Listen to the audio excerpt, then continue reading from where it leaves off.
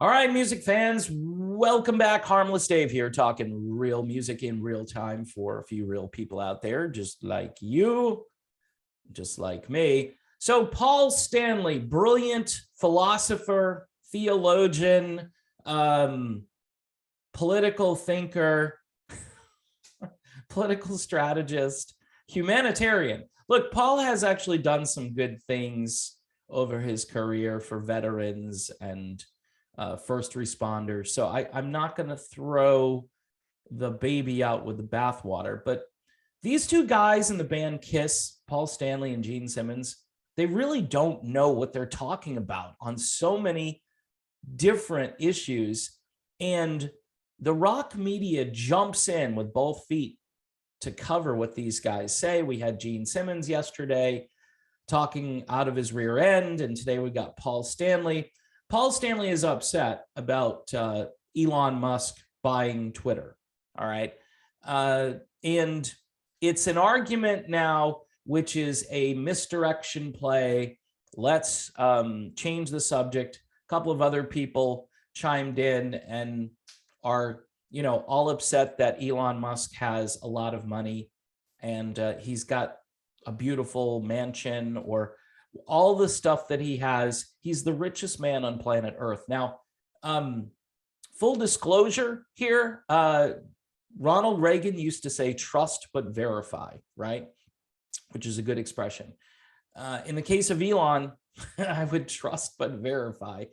Here's a guy who wants to develop Neuralink, where your brain can link up to some cloud somewhere. And that scares the crap out of me. And so many other technologies which will change humanity forever. And there's no going back once we go down that road. So it's a bit scary if you know what Elon is really into. However, he did develop this car company called Tesla. And those cars are pretty amazing. I mean, they're like light years ahead of anything that General Motors is putting out. Everybody else is trying to catch up with Elon, and it's actually kind of silly. I mean, not everybody can buy a Tesla, right? But those who can, I think, are relatively satisfied. I know there are issues with batteries for the electric cars. I mean, I know that there are going to be issues that aren't easily resolved. In other words, it's going to cost you a lot of money to fix your Tesla once it wears out. But maybe you should just go out and buy another Tesla and they'll recycle your old Tesla. I mean, those rockets that go up and they come back down perfectly and then they go back up again. That's Elon Musk. That's SpaceX, which again, light years ahead of what NASA is doing these days. So the good, the bad, the ugly when it comes to Elon Musk.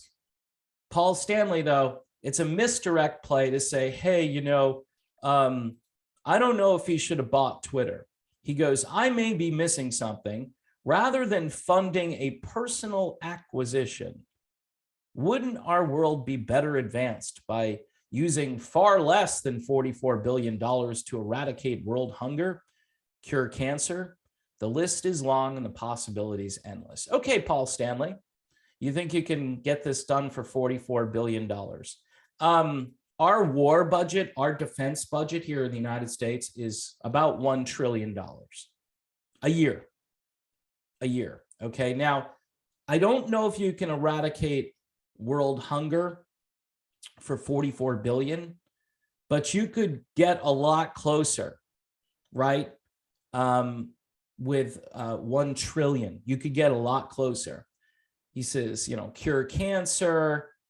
All of this is basically saying, woe is us, because this guy chose to buy Twitter and he didn't choose to do some humanitarian great thing. He can't be forced to do charitable works. I'm sure his inventions are helping the planet for the most part. Like I said, I would be leery of the high-tech stuff that is on the way. And I would just be very thoughtful and very careful. But this goes to the heart of this issue is, oh no, Somebody changed Twitter.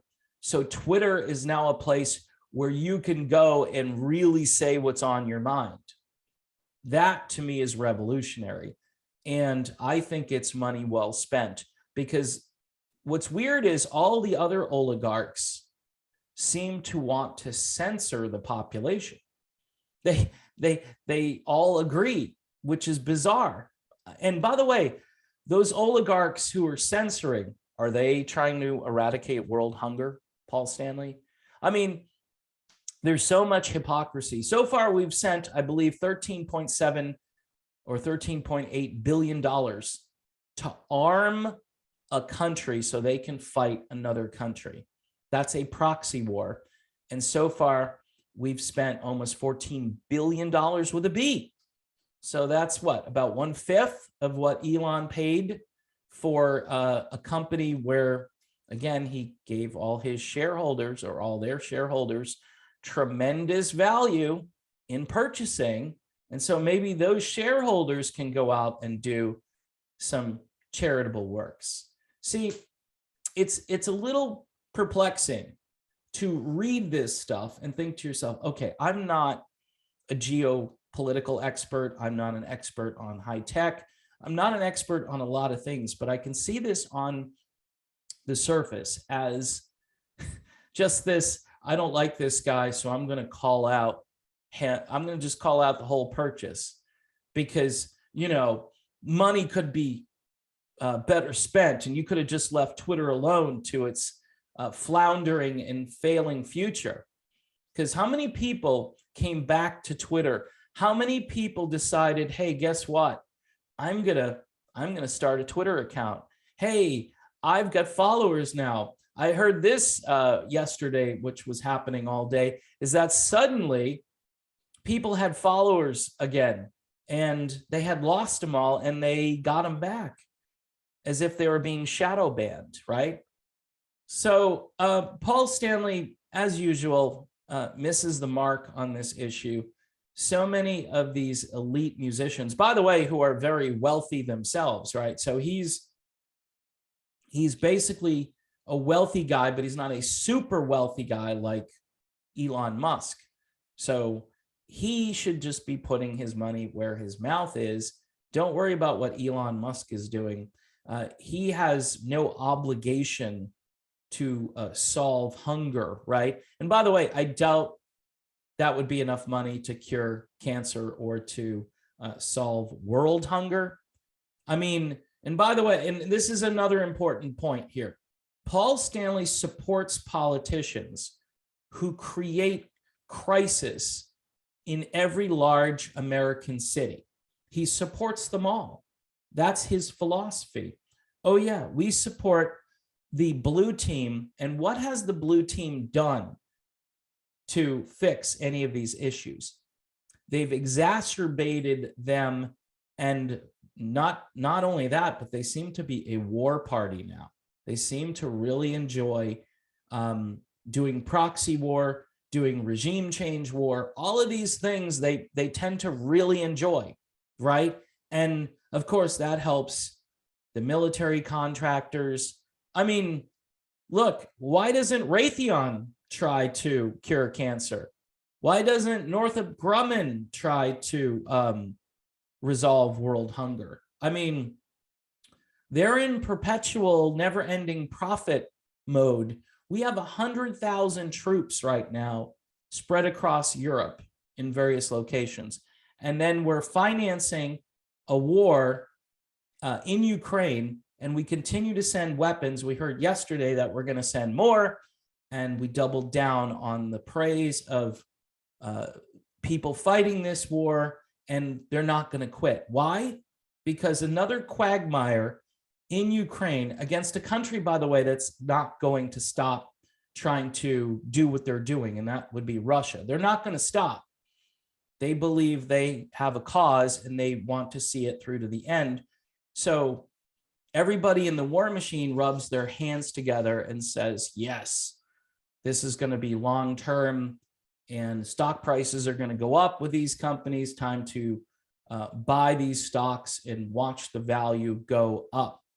And by the way, if you're a shareholder at Twitter, you're probably really happy right now, because a company which was really kind of left for dead after all the censorship started. I mean, they banned a sitting president, and they basically say things like, oh, well, content moderation is really good. We need more of that. No, no, no. We need less of that, and we need more free speech, because the answer to egregious offensive speech is more speech, not less speech. And everybody who has a brain, who has studied history, knows that when you shut the population up, the people at the top tend to just control more and more and more. And when you don't have all that information, you don't have informed consent. That's what we've experienced now for 2+ years when it comes to certain issues regarding your own health, which are crucial.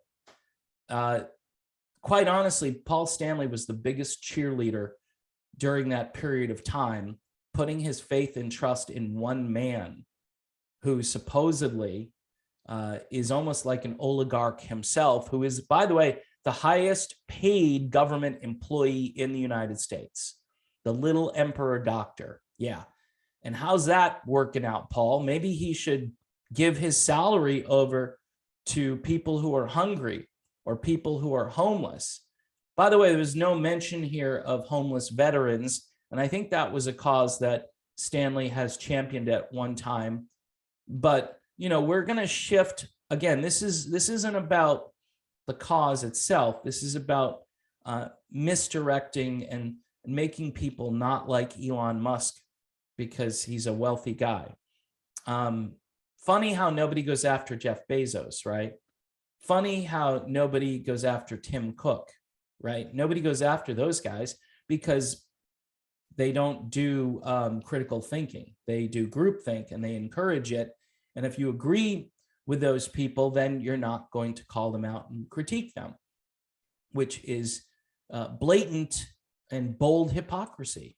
And so listening to Paul Stanley talk is like listening to an 11-year-old try to do foreign policy or any other topic. It just is mind-blowing to me that somebody looks at this issue and says, oh, well, some people are really celebrating about the free speech, but even Gene Simmons kind of tried to sort of be on the fence a little bit, you know, talking about, yay, free speech, that's a good thing, but, you know, we still have to be careful of hate speech at the end of it all. No, all speech needs to be heard, every word. And again, the cure to speech you don't like is more speech, counter speech, so we can debate and we can have dialogue. And this is very important. And through that process, maybe people can talk about how to cure cancer. Maybe they can talk about how to solve the hunger problem or the homelessness problem. Throwing money at these problems is typically just a temporary fix or a temporary injection into an economy which is basically failing, and no discussion of that, right? And we're not hearing about that laptop from 2 years ago, which was banned from being spoken of on most platforms, especially Twitter, where apparently 17% of the population would have voted differently if they knew that information. So yeah, free speech is really important because guess what? People are really suffering now with the gas prices. They're really suffering. They're suffering with inflation, food prices. They're suffering with endless corruption all over, higher crime rates all over the place, and all kinds of insecurity, whether it be related to the thing-demic, which we continue to hear is never going to fully go away, because it's always going to be here, and we're always going to be thinking about how to lock the population down. No discussion on that really can happen in just full transparency if we can't have a dialogue back and forth about these issues. And you can post articles from those, those links, those URLs that are dangerous.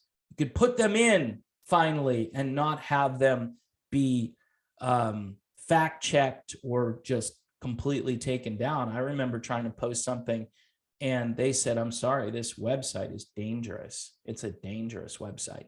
Information is dangerous because it's different from what we say is the correct information. And a bunch of people who, by the way, are oligarchs themselves, shouldn't be deciding what you and I get to listen to. We should have complete access to this, and we should be able to debate and just be free human beings. That's what this is all about. So Paul Stanley, again, it's very immature to say. I mean, it's like Greta Thunberg or whatever, it's just like, how dare you? No, it's not how dare I, it's how dare you? How dare you stifle the one important or the most important thing that we have, which is the First Amendment to the Constitution. And we need to push back and continue to call out these people who have no clue. They're oblivious. And Paul, I would go back. I know this is the End of the Road tour. Maybe go into the studio, record another funky soul album with you singing, because so many people want to hear Paul Stanley sing Motown classics. It's just, everybody's just waiting for that. So maybe you should go back and do another one of those. All right, I'm all done here. Thanks for watching. Don't forget to subscribe. Also, Patreon for $1 a month. We're doing great with subscribers right now, but we could use a few more patrons. I'm just saying, a lot of subs, not too many patrons. We need the patrons because the flow of income ebbs and flows. So we definitely need your help. And if you can do $1 a month, great. If you can't do $1 a month, I understand. Times are tough. And maybe we should donate that money, that Elon Musk money, to all the people who are locked down and put out of business over the past 2 years, and all those entities that would feed all those hungry people all over the world, which have been stifled and shut down. In any event, a lot of food for thought, pun intended here. And so keep watching, keep hitting that bell for notifications, and I will see you soon.